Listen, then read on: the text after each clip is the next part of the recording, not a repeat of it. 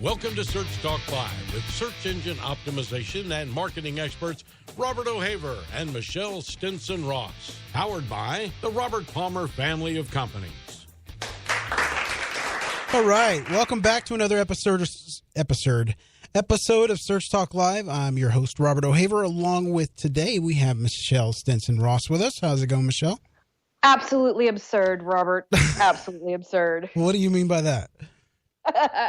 So today I am in Charlotte, North Carolina. I spoke yesterday at Digital Summit. I'm going to be going to State of Search next week. And then eventually I'm going to be in the studio in Orlando with Robert O'Haver to do Search Talk Live. Wow. That's awesome. I told you it was absurd. Yeah. So now that you're in, would you say North Carolina? Yes, I'm in Charlotte You got to change your accent there. You got to have a little twang there. Just kidding. So those of you tuning in to Search Talk Live for the first time, we are a digital marketing podcast. We talk about everything to do with digital. We talk about search engine optimization. We talk about social media, content marketing. You name it, we cover it. We try to cover a little bit of everything for everyone. And we do a pretty good job. We've had some amazing guests, don't you think, Michelle? I think so. And I think today's guest is pretty amazing, too. Just because he's listening. No, I'm just kidding. Yeah, today we're going to talk about some SEO myths that just won't die. And our guest today is Thom Craver, the Senior SEO Analyst at CBS Interactive. Thom, how's it going? Fantastic, Robert. Thanks for having me. Yeah, man. Glad to have you. So let's see. Where do we want to start? Well, I don't know. First off, let's the people that don't know who you are, let's tell them who you are and a little bit about your background. Yeah, sure. So hey, I'm Thom Craver. I've been in this business for a very long time. I'm guessing the better part of the last 2 decades. I started my own website hosting and development and design agency in '97. Mm-hmm. Built some incredible things and some neat little control panels before those were a thing, and had some really neat things going on for our client sites. And then they'd say things like, "So you built it, now they'll come, right?" And I got and I got sick and tired of saying, "Yeah, sure." So I kind of made it, my next priority to figure out how people actually do find a website. Lo and behold, found this world that was just getting started at the time, but found this world of what we now know as SEO. Yeah.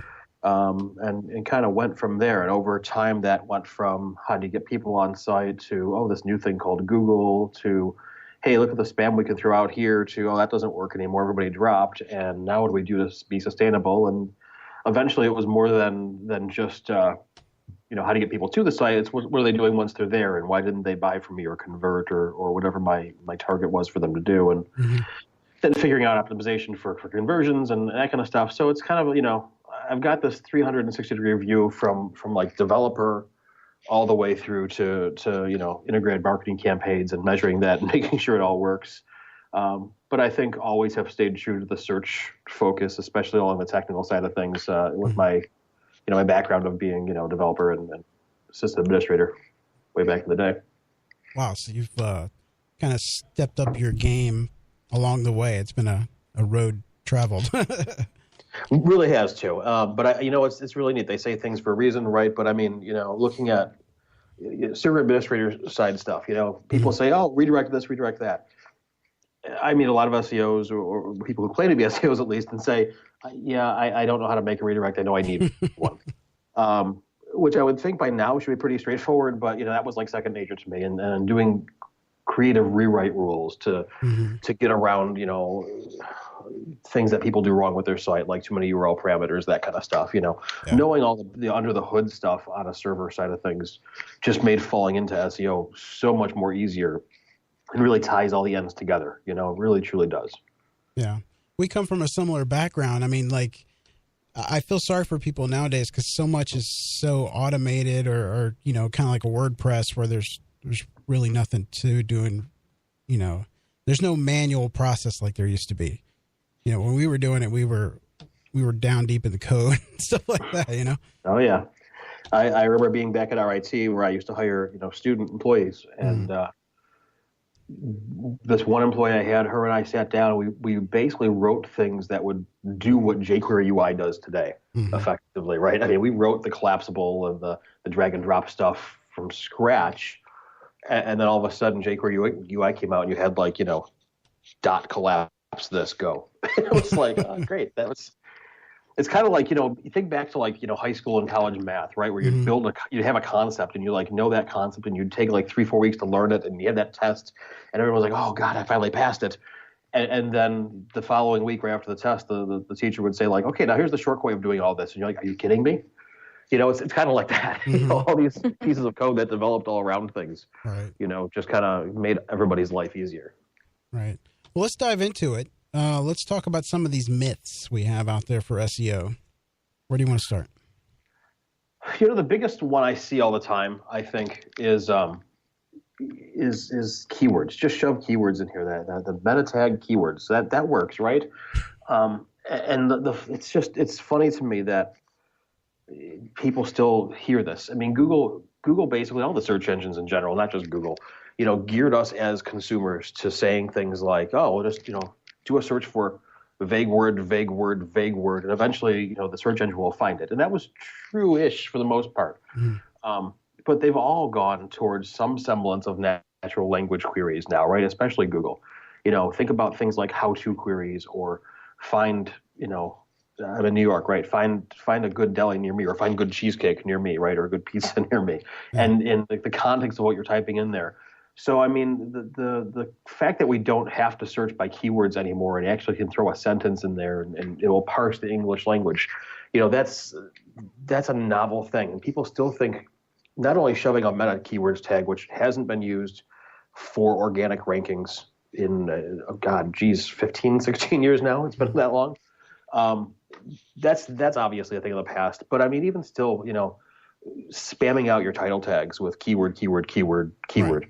Not going to help anymore. And if you want the simplest solution to this, I can give like 2 examples, right? So think about Word.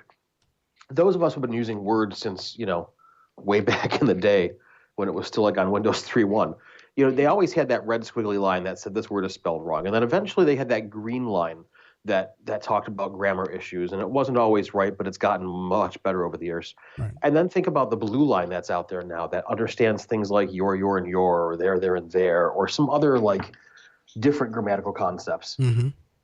That's come a long way. Google's got the best PhDs working on things, right? I mean, they're going to have that down. They're going to know when you're shoving keywords in versus when you're making a sentence. Right. And if you really can't fathom that one, think about, what's that? Is it Grammarly? That plugin, they're a startup, right?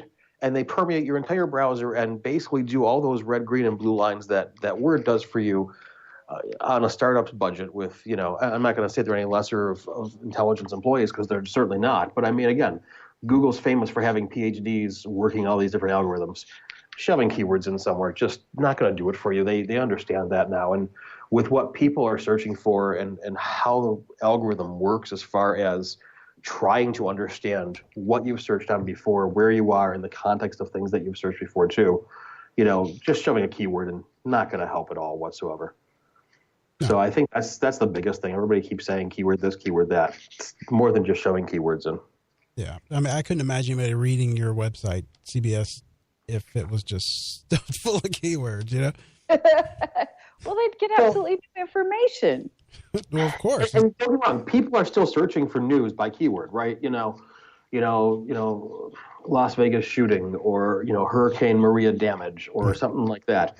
So you still have to do that. And, you can use keywords and still be creative in how you write a sentence, right? So, I mean, that's part of it, but still make it a sentence. Make it legit. Right. Don't make it keyword, please read me, Yeah. All right. I think we beat that one up. Much. All right. So the flip side of that is, okay, that identifies the myth. So what are the steps to kind of getting yourself out of the myth and actually doing something productive then? I don't know if we have time for that kind of zen. I'm just kidding. It's a lot of muscle memory, right? Especially for, people who may have just started being told, oh, you have to start writing for SEO now. And they read what they can, or they're told what they're told, and the telephone game happens from somebody who told somebody who told somebody, and now it's filtering down to the author of your blog or the writer for your magazine or your news site or whatever you might have. And, getting rid of that muscle memory, unlearning what they think they learned, oh, Daniel-san, you must unlearn what, whatever, that kind of thing. So, wax on, wax off. Right, exactly. Unlearn all the bad habits. It's like my golf game, right? Actually unlearn the things that I was told to do and actually learn how to do it properly. It's just patience. It's patience and time and reinforcement. And, that's going to be different. That's basically about the zen of this. It's going to be different for everybody, right? I don't know if that means throwing some Post-it notes on your screen that says, do not write keywords, or whatever. But I mean, it takes a little more time, takes a little more patience. You can't just rush through things and do it for the sake of doing it and, clap your hands and say, oh, I'm done with that now. You've got to actually think about what you write. Yeah. Thought. Well, let me ask you this, Tom. I mean, like, working for a large news industry like you do, how do you keep up? I mean, story after story after story. I mean, it's like, you're obviously not writing content, right? No, absolutely not.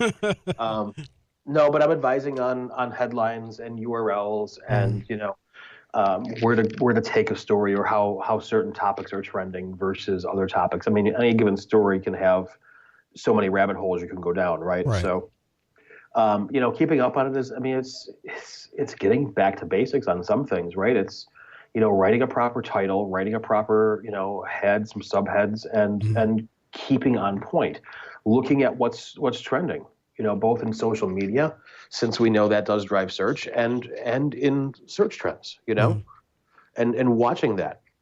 There's a lot of times where it's very easy to just keep updating the same story over and over again, or saying, no, I don't want to do that.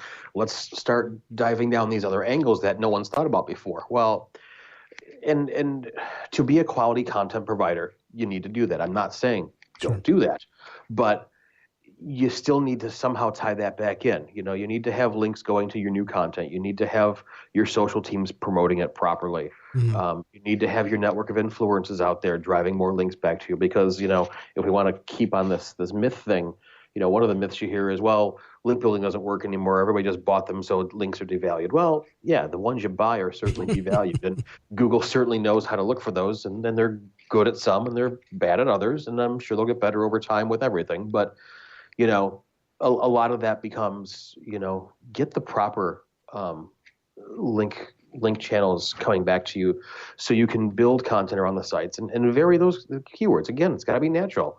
I mean, people shouldn't just link to the article URL. They shouldn't, and if they do, whatever text is around that is very important. If you take your newsletters, even for that matter, and you publish those somewhere so people can read the online version of that, and that's indexable. Make sure you got the right stuff around that. That becomes a piece of content at that point. It's more than just your newsletter now. It's a page, and Google's going to read it as such. And no one stops to think about something like, oh, I published my newsletter because everybody says you need to have this clickable link to read it in a browser. But well, that's now readable. That's certainly indexable, and it's link building to the articles that you're trying to promote or the content you're trying to promote in your newsletter. So, think about all that, how that's syndicated through different places and partners and channels, that kind of stuff. It's a big deal there, Right. Now, have you seen any trends as far as long form versus, your standard size post? Well, I mean, is there a standard size? I mean, we can get into myths again, have to have 200 words, have to have 500 words, have to have 352 words, whatever the case is. That target has moved so many times, and I think in a 2-year span it moved like 4 times. I think the latest guidance from Google that I had seen, the last guidance from Google I had seen on that was pretty much write what you need to write to make the point. Right. Don't try to stuff it with anything extra just for the sake of padding out words. I have seen in the news industry especially, we're getting reports of XYZ, this is a developing story, come back for more. And that alone will rank from the right news agency with the right clout with Google. For good or for bad. That's not an article. That's not quality content, if you will. Sure. But again, take yourself out of the keyword context and put yourself in the, what does the user want information on? Oh, I heard such and such is happening. Find me a credible source, Google, that knows about this particular event that hasn't had the time to actually, get good ranking for it. I mean, news completely ranks differently than other content, and Google works with news providers on a different level to actually feed data. They get fed data from the news providers, Right. So that starts some of the Google trends happening, and then as the crawlers are going out there reading things and whatnot, they start associating other things differently with tags and machine learning and all the AI that Google's trying to work on. But again, I don't think content, get back to your original question, does it matter how long it is or short it is? Again, I've seen different things rank for different things. The long and short of it, I mean, again, back to basics. Go back to grade school. You had an introductory paragraph, you had your paragraphs of what made sense, and you had your conclusion paragraph, right? Sure. And that's what your teacher always taught you from third grade on. And effectively that continued through papers in college. They just got a little longer and had a few more topics in them, right? But all in all, you didn't want to ramble. You didn't want to write that book report and stumble across, and it's similar to these 5 books that I read and go off down that rabbit hole for an hour and, just to make your paper longer,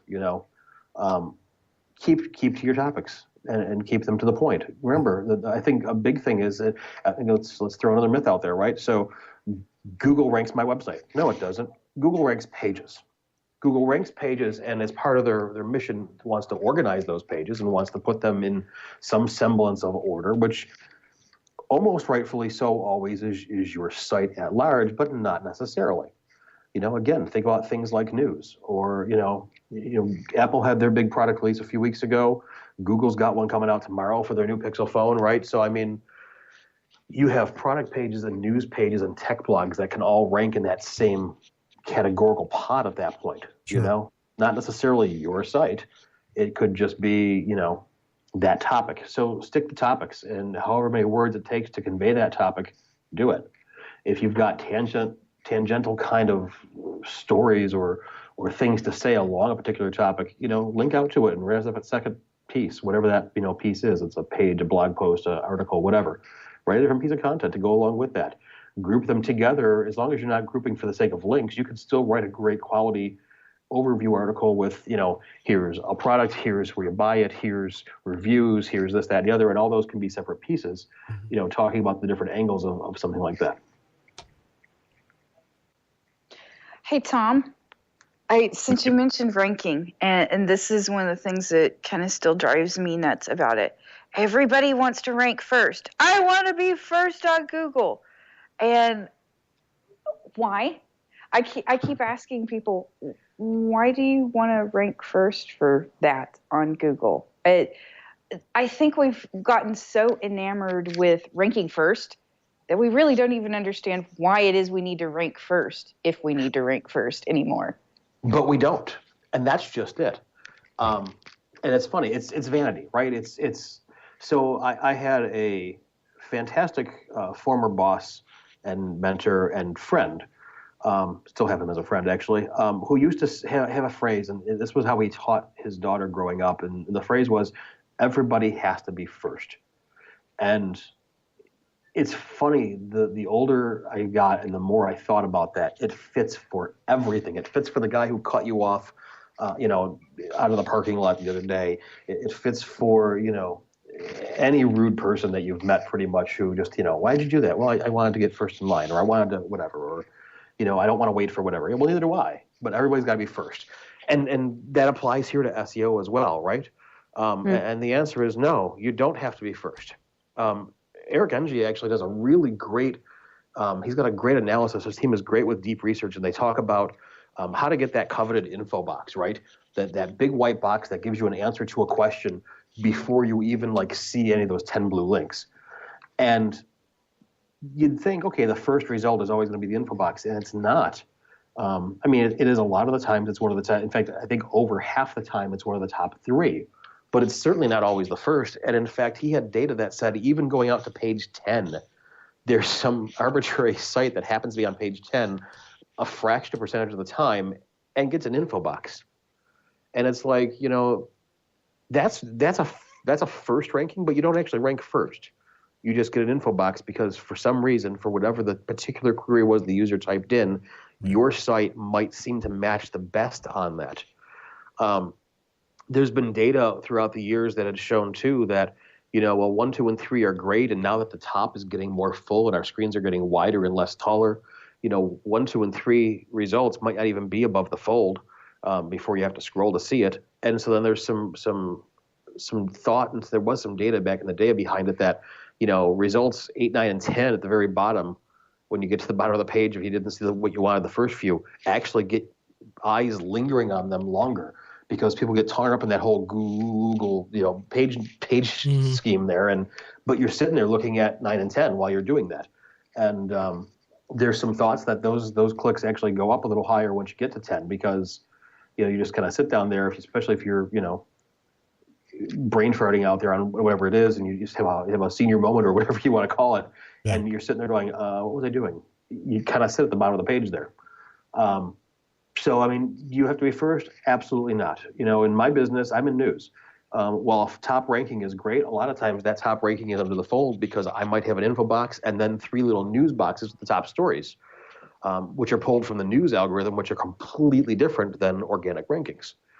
Frankly, I want to be in one of those 3 top news boxes because if somebody's looking for a particular story, that's more my speed. And I don't care if I'm 1, 2, or 3 as long as I'm in that box somewhere. Right. My job then is to help make sure that the content team and the editors and authors writing this stuff have the right headline that is not just keyword friendly for the search, but also going to be an enticing headline that really wants you to click on that story and read it. And either a video or a still hero image that goes along with that wants to compel people to click. Oh, look, two out of the 3 sites have the same picture of somebody talking head standing at a podium, while this one actually has somebody surrounded by people and making it look like more interesting going on there. Maybe I'll click on that one. So again, it's not just ranking first. It's having the right content to the right audience at the time they're looking for it, and that really sounds like a Google line, but that's unfortunately the truth. That is exactly how it works. Now, if I happen to have a number 1 ranking underneath the info box, underneath the top stories, still halfway above the fold, then more power to me. That's awesome. Another instance of that. Yeah. But if you're a product search, you want to be in one of those product things. If you're a local business, you want to be in the map pack and showing there. But that's not going to happen unless you're within I don't want to throw a distance out there, but a certain proximity to where the person searching is. And that's going to depend on how many are condensed in one area. In New York, that might be a quarter-mile area because there might be, 7 bodegas on, 2 blocks. But somewhere else, if you're looking for, again, best cheesecake near me, well, I can find that on, 8 different places within 2 blocks of me right now. But if I go somewhere else, that might be, a half-mile radius. Right. So, I mean, it's not, you don't have to be first. Nobody has to be first, not for search. In fact, I told John as a joke, I was like, we could solve all this. We just make Google an infinite scroll and everybody's on the first page. Well, you got DuckDuckGo doing that, right? So, and they did play with that for image. Actually, it still is for image searches to some extent, right? So, yeah. But yeah, I mean, it's possible. Yeah, sure, you can say I'm on the first page. That's fine. But then the bosses get smarter eventually, and they're like, well, that you're cheating because I know I'm on the first page, but it's an infinite scroll. And okay, fine. Then they start looking at Webmaster Tools data, and they see average position, and it says like 17. Right. And you still can't, That's fine. We had the news box. I don't care if we were 17th. We had the news box, or we had the product box, or Yeah, and I mean, how many places do you see like a story from CBS? Do you see it totally dominating the first page with the box and organic? I mean, do you see stuff like that? Well, it depends on what secret sauce we pour into the article, right? Okay. So, yeah, we always go for that coveted news box. Sometimes we have a story that, is second or third or fourth, and it's not in the news box, and that kind of drives me crazy. But that's an interesting dichotomy because the rankings, again, are organic web page results, right. Whereas the top stories box is the news algorithm based on many other factors that aren't just on page, or at least not on the visible page that you see. Anything that comes from the news box probably came from a feed that went directly to Google, and there's other factors at play in that feed, and there's trustworthiness in there as well too. Volume of content, like volume of content for news is completely different than volume of content for organic. But yeah, I mean, is it possible? Yeah, there's been numerous times where, if you think about your average news cycle and what makes news, especially in the moment, where I could see CBS News grabbing one of the top 3, top stories boxes. Underneath that, there's 3 Twitter results, and it might be a couple of our brands. Like we might have the CBS News Twitter account, with a tweet to the article. We might have CBS This Morning or CBS Evening News, Sure. Tweeting that as well too. And maybe the author, might have tweeted her own work or something. So it's possible to have one of the news boxes, all 3 tweets and then the top organic result. That does happen. Mm-hmm. There's been issues, especially like in crime kind of news, right? Where you'd have a trial going on, and so, trials, from last year's article about this particular thing that happened, the trial is now happening. And the second day, it's like, oh, the jury's done already, and the result's coming tomorrow, and then the sentencing is at the end of the week even. And there's been times where, yeah, I've seen 2 or 3 stories in the top 3, top stories news boxes, a couple tweets in there, and then have like 4 out of the next, 8 rankings that are left. Wow. CBS News. It's rare, but that does happen. Like I said, with trials, it happens a lot. Yeah. There was the trial, there was the deliberation, they're back already, they're sentencing, or whatever the case is. The verdict and then the sentencing, right? So, and all that stuff is, and then if it's something big like the OJ parole hearing a few months ago, you got things like, well, how to watch this, and we have a live video stream, and we do that, and it's free, unlike some other places that are asking you to subscribe. So to do that, I mean, yeah, we're self-promoting content, but at the same time, we're promoting something that's a valuable service.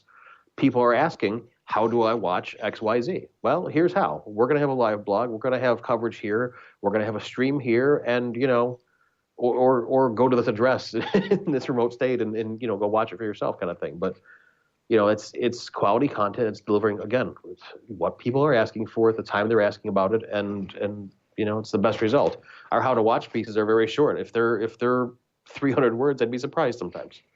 Doesn't sound like you have a lot to do. No, I don't do anything. I have a department of 1. I got this all taken care of. I never sleep. I just drink Red Bull, and Jolt Cola is back, so I'm happy about that. And we're all good. There you go. Then you drop the mic at the end of the day. That's right. I'm not sure what hits the floor first, me or the mic, but Right. All right. Well, I think we're going to take a time for a break. We'll be right back after these messages. Search Talk Live is sponsored by the Robert Palmer family of companies. Check out robertpalmercompanies.com for more information. A press release is a very effective way to draw attention to your business and something every company should take advantage of. Press releases are a great way for your company to announce new product launches, company milestones, and new partnerships, and even up-and-coming events. The hard part is knowing which press release distribution service to use and which is the most effective. Well, I have the answer. PR Underground. PR Underground is both an effective and affordable distribution service. For just $49.95, PR Underground guarantees your next press release will be on Google News, digitaljournal.com, social media, and over 150 news and TV websites such as ABC, NBC, Fox, and CBS. Now, if you upgrade to the Diamond plan, your announcements will appear on Yahoo Finance and an additional 100 news sites and blogs. This is one of the tools I recommend you use for PR, marketing, and SEO. PR Underground offers a huge distribution at a great price. Go to prunderground.com, that's prunderground.com, and send out your next press release. Enter the code SearchTalkLive, all one word, and get 25% off your first press release. Find the true value of your home when you log on. Homevalue.com. Get your questions in on Twitter. Type hashtag SearchTalkLive and your question. Now back to the show. All right, we're back. So let's move on to the next myth. Are you there? I am here. Okay. Yeah, I'm just trying to think of a myth. Okay, well, I kind of have one, maybe not necessarily a myth, but certainly a common question. All I need is that SEO stuff, right? Yeah, and to go with that, I'm going to pour it out at the top when I'm done, right? It's like a pizza. I'll just throw the toppings on and Sprinkle the magic dust. you know, it's the magic dust. It's the ketchup on top at the end or the gravy on top at the end, right? No, it's a part of you. It's it's got to be from initial design of a new site or a new redesign for that matter, or it's got to be in the design. It's got to be in the framework. It's got to be in the thought process of developing content from what should we write about today through, okay, I'm going to write about this topic. Where can I delve down to, what exact words am I putting on the page? It's the entire process. And it's the back end of the server. Hey, we did this and we redesigned the site and we don't have this organization anymore. We have this other thing, because SEO is not just words on the page. It's how you lay out certain directory structures. It's if you're moving things, the redirects that you do. If you're doing dynamic content, are you putting too many parameters there? It's are you marking things up so that Google can not just read the words in your page, but actually semantically understand what those concepts are? Is this a movie? Is it a book? Is it just some words that happen to describe something generically? It's a lot of different things. And you can't just, I love people who say, okay, I built my website. Now, would you go SEO it for me? No, that's not how this works. And if that's what you want, I'll be right back. No. Yeah, no problem. Here, take 2 of these and call me in the morning. Plant these seeds, wait 6 months, and we'll see you in the fall harvest. Maybe water it once or twice. Well, let me ask you this, Tom. Has CBS moved to AMP pages? Oh, totally. Okay. It's well, I mean, you think about, I don't want to promote a disaster in the news, but the whole episode in Las Vegas over the past couple of days, and then what happened tonight, I can tell you that it happened at nighttime, right? So most people at that point, if you think about user behaviors, are sitting there doing something else with a tablet or a phone in their hand, and they heard something or saw something, and now they're searching for this. And I want to say it was well over 80% of our traffic was not just mobile, but they were hitting the AMP version of our pages. Yes. And I would say if you have mobile customers, and you do, and if you don't know you do, then you do, you should be looking at AMP. One of the thought processes is to use the AMP base actually as a mobile site. Now that depends on a lot of factors of what you're doing with your site. If you're doing a lot of interactive things and you require JavaScript and different tags firing and that kind of stuff, well, you're going to be limited to making your AMP actually validate. But you can certainly start with an AMP base, because it does reduce the features they use in that are more than just a best practices. They're kind of like a checklist of making sure certain things are running optimally, and it's not just a better user experience.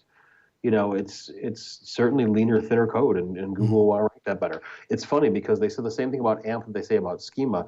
If you use it, Google won't inherently rank you higher just because you're using it. And Google still goes on the record everywhere saying, using AMP will not get you higher rankings. But where do you find the AMP results? In the carousel on your mobile phone at the top above everything else. Yeah. So again, technically they're right, because those carousels are a result and they count as one of the 10 blue links, but they're a different kind of result and they work in a very different fashion, right? So, but yeah, those results are right at the top, and who doesn't go looking at those? And again, that's your horizontal scroll at that point. And there's a news carousel, there's a product carousel, there's all kinds of carousels for that kind of stuff. You very rarely go through the entire carousel. You might look at the first one and maybe this one that's kind of half sitting there. And depending on the width of your screen, you might get a full one, you might get a third one, but you're not getting much there. But the point is you want to be up near there, and anything you can do to help that along. Yeah. Again, Google's now gone to that mobile first structure, right? Right. And I also believe too that it's kind of an indirect, type of thing where, you're getting all these link clicks from the carousel, which causes all that activity on that page to cause the organic to rise. You know what I'm saying? Well, and you will definitely. The part of AMP's markup is that you have to have, a canonicalized, desktop URL, if you will. And yeah, those pages are essentially one and the same, but aren't. It depends on what piece of the algorithm you're looking for. Here's another myth if you want to think about it. This is more of the geeky SEO myth. There's an algorithm. Well, yeah, there is, and it's not like, and we always think about this algorithm as, the one guy in the back room of Google who wants to screw our lives over is writing this algorithm, right? But it's Google. They're a huge company.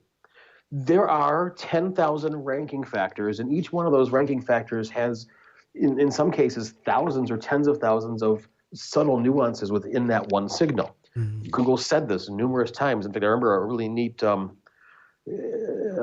pissing contest between Google and Bing on a stage at a conference one time, and Bing was like, "Oh yeah, we have 100,000 ranking signals," and Google's like, "No, we still have the same 10,000 we always had, but some of them have up to 10,000 different variations." Okay, one person is not writing 100,000 permutations of a particular piece of the algorithm ranking. They're just not. Yeah. You've got a team of people probably working on one, and then several teams of people working on the rest of them. The boss says, hey, we want it to rank this way in this case, and maybe there's a whole set of conditions for this one particular ranking factor. And then there's a whole set of conditions for another ranking factor that went to a different team who may interpret that differently. Google is a company that has lots of varying nationalities and personalities and different backgrounds of people working on their factors. Coders think one way, other types of thinkers think different ways, and how they interpret those signals might be very different. So it's not just one algorithm you're thinking about. And so to go back to the original question, and I don't want to go too far down the rabbit hole, but yeah, the organic will certainly lift, again, under certain conditions. Right. If you're on a mobile device, AMP is going to come first, any kind of mobile web or is going to come next, and then your responsive design desktop page will come next, and then the desktop-only version last is part of ranking factors. So you still want to be out there, and yes, it will correlate to your desktop rankings as well, too. Right. But you got to keep that in mind. Yeah, absolutely. Well, and you also have to keep in mind that SEO no longer functions in a vacuum. You alluded to it earlier when you said that social informs search, that we are very likely, especially of an evening after the workday's done and, a news item hits, or, we find out that our favorite singer has passed away, or any number of things. Usually we spotted that in a social feed on Twitter or Facebook or something else. And then, as you said, we go to search to find out more. Right. And we want to get more information. Most of us, in general, at least. I mean, there's some people that sit in their little, corner of the world, and they have their friends' feeds that correlate with their particular brand of thinking, and they just want those feeds. But there are people who certainly want to say, okay, I read this, that's great, I want a different take on this. What else could I find out, background information about this? Mm-hmm. And some people have, and it also depends on the website too. Going back to the question, how many words are enough? Well, do you want somebody who's reporting the facts? Do you want somebody who's reporting the facts and giving a backstory? Do you want somebody who's giving you, some kind of opinion based on that? Do you want some kind of corollary to how this may affect your life? And every different outlet would do that differently then too as well. But the other side of that coin too is you might get something really arcane that isn't really a top story per se. And you're like, oh my God, my friend shared that last week. And then try to find it in Facebook or Twitter search. You're just not going to. Mm-hmm. I can scroll through my wall historically, or even my own posts, and just keep going with the infinite scroll that Facebook has, and eventually it kind of jumps and says, hey, you went next year, don't you? No, I want to go a few more weeks longer. And you can't find it. You just can't find it. So what do you default to? You default back to Google. So yeah, certainly social informs search or helps drive search. Whether it's an instant trend of things that are happening now, or whether it's, just trying to find something that you shared before. Yeah.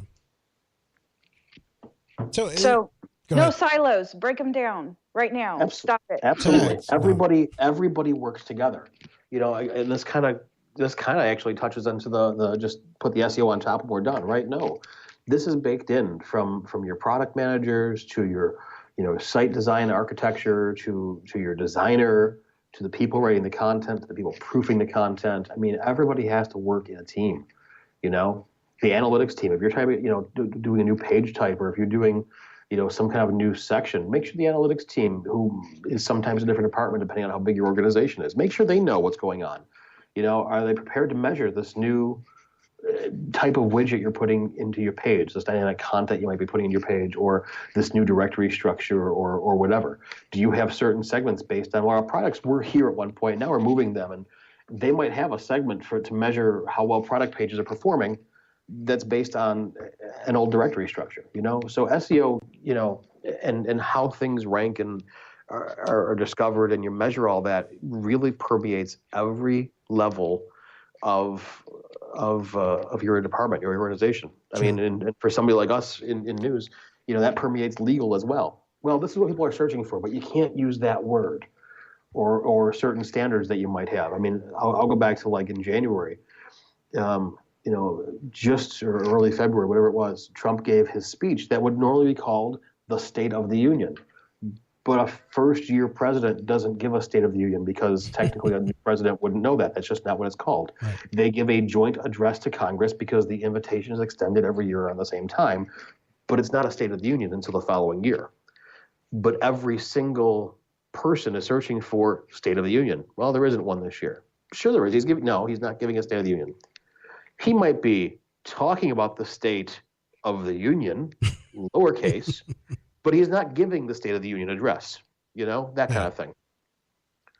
And yeah, I mean, legal comes down and says he's not giving a State of the Union address. You can't say that. Okay. So how do you don't even go with that argument, do you? I mean, you don't say, well, this is what they're searching for. Oh yeah, you start with that argument, and then you try to find the common ground somewhere in the middle. Okay. I mean, you have to say, this is what people are searching for, so we need to be somewhere in this ballpark. We'll call it the State of Trump. No, just kidding. Just kidding. No, you could say something like, Trump was giving a speech about the current state of the union. Sure. He's not giving the State of the Union. Right. He's talking about the state of the union. That's being creative. Yeah. It's, and that's why you need to get everybody involved. Sure. Because some people aren't going to like certain language, and other people are going to be like, okay, well, let's just change it to this. And if you're not involved in the, hey, let's change it to this, what's the point of all the work you did before that? So, I mean, it's not in a silo. People don't search in a silo. Google doesn't rank in a silo, and you shouldn't be developing your content and trying to SEO it in a silo. Yeah. So, Tom, I know you're limited on what you can say, but walk us through, I mean, how much do you spend with time with the content writers? I mean, you have to educate them on, the basics of titles and that type of stuff, correct? Correct. Training is ongoing. I mean, there's always, search is fluid, right? How people search for things, algorithm changes. Google loves to say they make 500 algorithm changes a year. Well, there's only 365 days in a year. So, you do the math, they're changing it every day, sometimes more than once a day. Sure. But I mean, and they're not huge swings, obviously, but, do we say this person first? Do we say their title first? Do we say whatever? So, I mean, there's general onboarding of new writers, or, let's call it the planned, scheduled, X number of times a year training sessions for each writer in each department kind of thing. Mm-hmm. There's ongoing, hey, we're trying this new initiative to see if this actually works. We're going to test it out with so-and-so and so-and-so and so-and-so, because we're always testing. I don't care if it's analytics, if it's SEO, if it's content creation, if it's the way you share on social, we're testing new things, and you should be too. Mm-hmm. So there might be some training on that. And hey, that worked. Let's extend it to a larger audience to see if that was just an anomaly or if it really did work. Oh, look, it worked for, crime stuff, it worked for top stories, and it worked for financial stuff. So let's add it to politics and, breaking news and that kind of stuff, or whatever the case might be. So there's that going on. Sounds like a fast-moving train there. No, it usually is. And then, so there's training for, we're writing a straight-up news article, we're writing a live blog, we're writing, video pieces.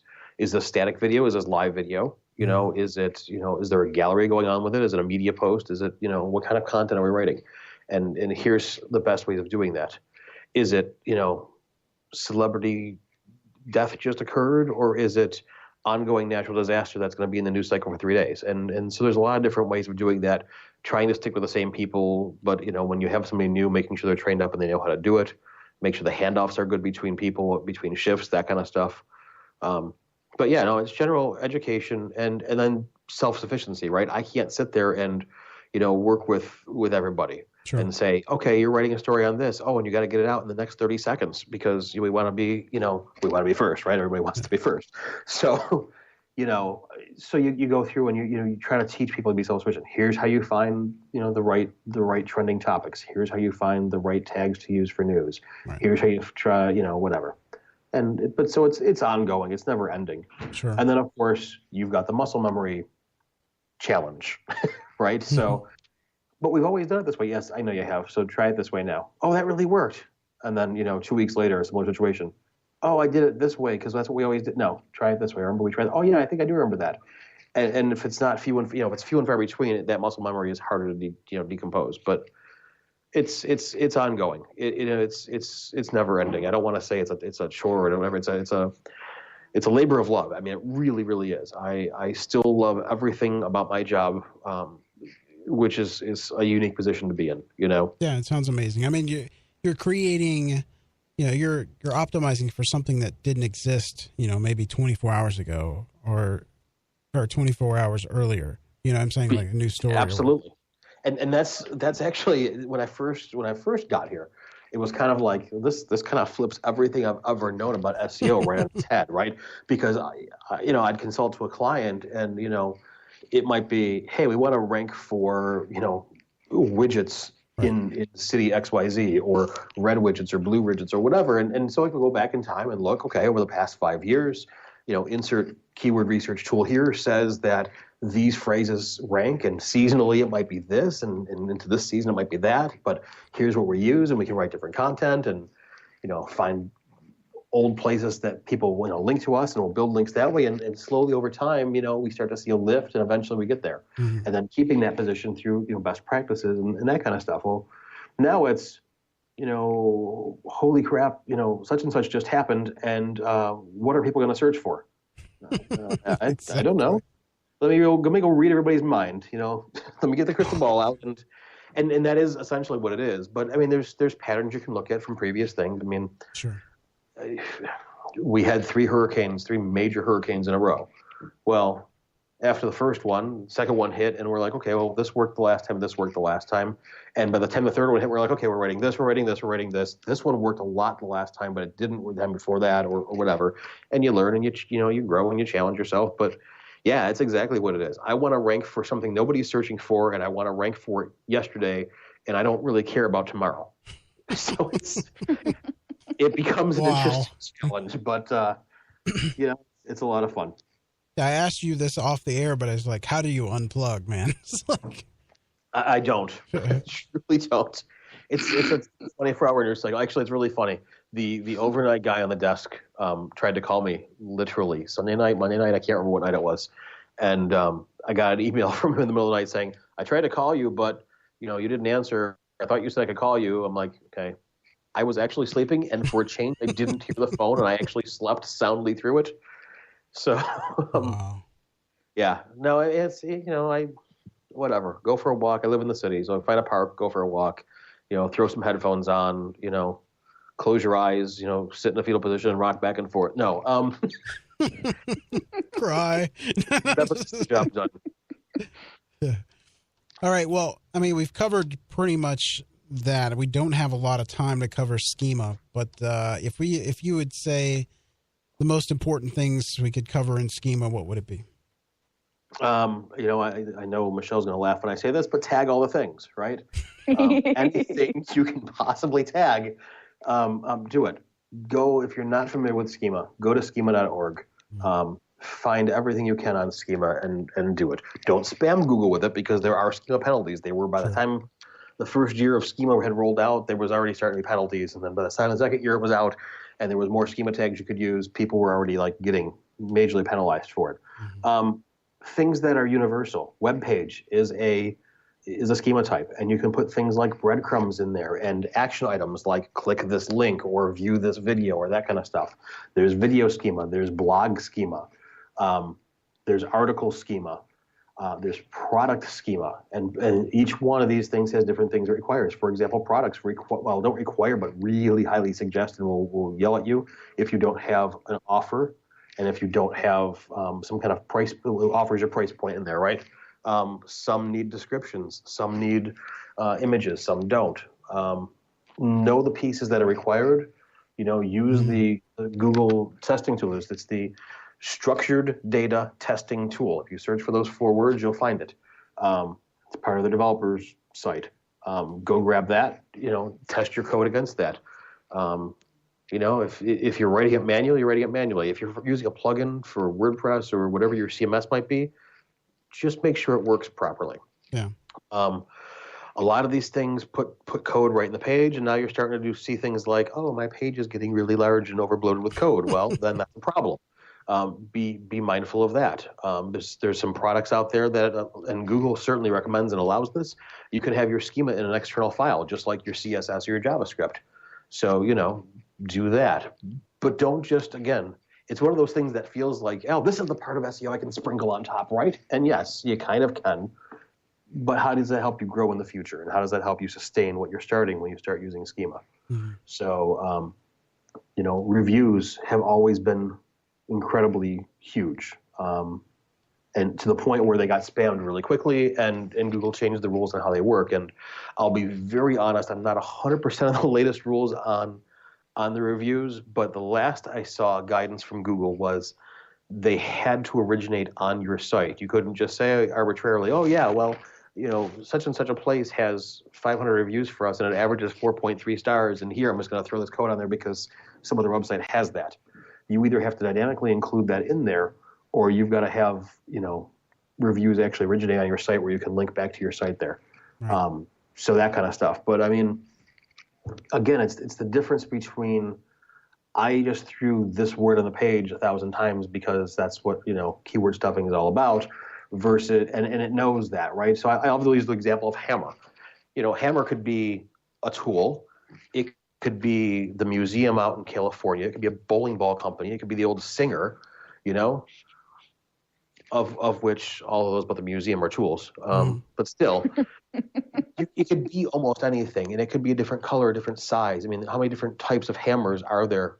There's ball peen hammers, there's claw hammers, there's sledgehammers. Right. So, I mean, even on the actual like hardware part of it, there could be so many different variations.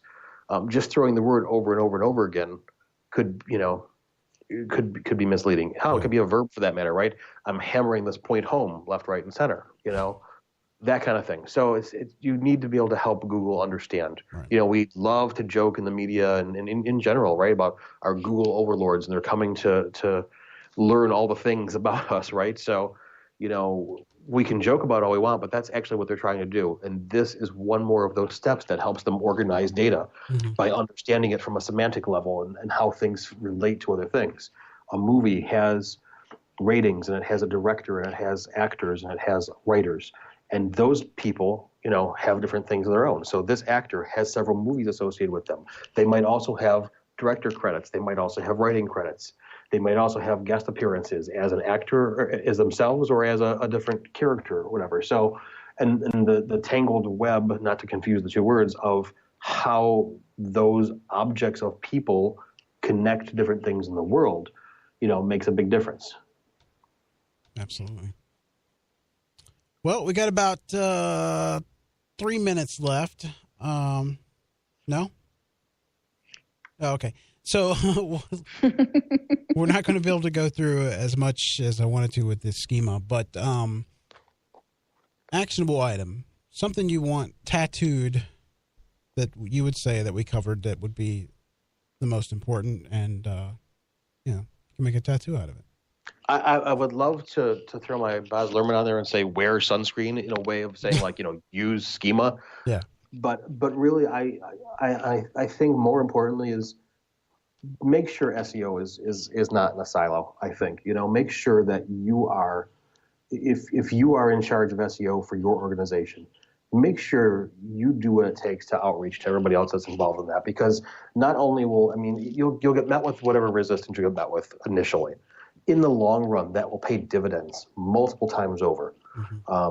And it makes everybody better and feel more obliged in the organization, right? So, I mean, just make sure that you're working with everybody, because especially in an organization as large, I mean, I'm just in CBS News. I mean, CBS Interactive, has all kinds of properties. We have CNET, we have CBS Sports, and like 4 other sports sites. We have Metacritic, we have ZDNet, all these different sites that we have. And we all have to work together. And, we still have to get links for each other, right? So news will do a story on whatever, and somebody will say, oh, we covered this product. Can you link to our review of that? Well, sure, here, or whatever. And we'll link between sites, and we work together because we know how it works. Right. And their writers know how it works, and my writers know how it works. And the bosses that we're reporting to know how it works. And ad sales knows how this works. And if we're doing something that's sponsored, well, we can't SEO that because, paid content and that kind of stuff. So, I mean, even within here, and we're publishing, that's something. In between, your design team and your web dev team and your system administrators and your marketing team and your social teams, there's a lot of different players right there that you got to make on the same page, because that'll make your job easier, and it'll make the whole company look better on the whole. So I think that's, if I could give one takeaway, is, reach out. Don't be, in this industry especially, or at least in the tech industry, I'll say, because SEOs are a different breed of their own, but you see a lot of tech people who are like, the first answer is no, and then they kind of think about it and they kind of go, well, we can, but there's these exceptions and this, that, and fine. Then say, hey, let's talk about how we can do that. I see a lot of exceptions, but I'm sure we can figure out a way. And be that person. Don't be the person that's just saying no and saying, well, I'll just do it myself. I'll take my ball. I'll just do my own. No, you can't do that. It's got to involve everybody, and it's really got to permeate, every instance of everything. Yeah. Tom, I got to say I'm jealous, because if I had authoritative sites like yours to say, oh, let's link to each other, it's like, oh, wow. Yeah, it's a blessing and a curse, right? Because again, in my situation here, it's like, yeah, I can link to everybody in the stories that we're writing. No one can link to me because we're breaking stuff, as it's happening. And by the time the search cycle for whatever we're breaking dies down, that's when everyone else is writing their follow-up articles, right. and the links to me don't really matter. Right. They do for long-term historical purposes, but not for the moment. Right. So moves fast. It really does. What was that Ferris Bueller used to say? Life moves fast. If you don't stop and look around every once in a while, you might miss it. There you go. All right. Well, man, I want to thank you, Tom, for being on the show. It's been awesome. A lot of great information and advice. Michelle, did you want to add anything? No, I think we're good here. Yeah, and I appreciate you doing it, and maybe we can have you on again. I'd love that, Robert. It'd be great. Thanks. Yeah, and now if people want to reach out to you on Twitter or something, where can they do that? I've got personal branding down.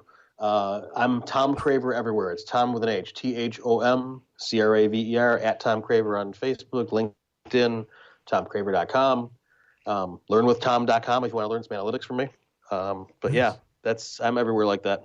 And are you speaking at PubCon or anything like that? Let's see. I've got some. Michelle's already. You're at Digital Summit in Charlotte, right? I will be in Digital Charlotte, Raleigh, and Dallas, and I think I'll see you in Dallas, right? Yes, we'll both be at Digital Summit Dallas. And actually, in a few weeks, I'll be here. I'm actually doing 3 different things at SMX East in New York here. Nice. All right. Well, thanks a lot, guys. Guys, thanks for listening to the show again. I'll tune in next week. We've got another great show, and I do have the list of people with me today. Amen. But next week, we've got Ashley Ward. We're going to be doing some content marketing information. And, go to searchtalklive.com and sign up for the newsletter so you can get up-to-date information on what's going on. Go to Spreaker and sign up up there and follow us there. You can get listen to previous shows, all that good stuff. Again, thank you for your support. We'll see you next week. Bye-bye. Search Talk Live is sponsored by the Robert Palmer family of companies. Find the true value of your home when you log on. HomeValue.com. If you have questions for Search Talk Live, or you're interested in being a guest or a sponsor of the show, email Robert at searchtalklive.com. That's searchtalklive.com.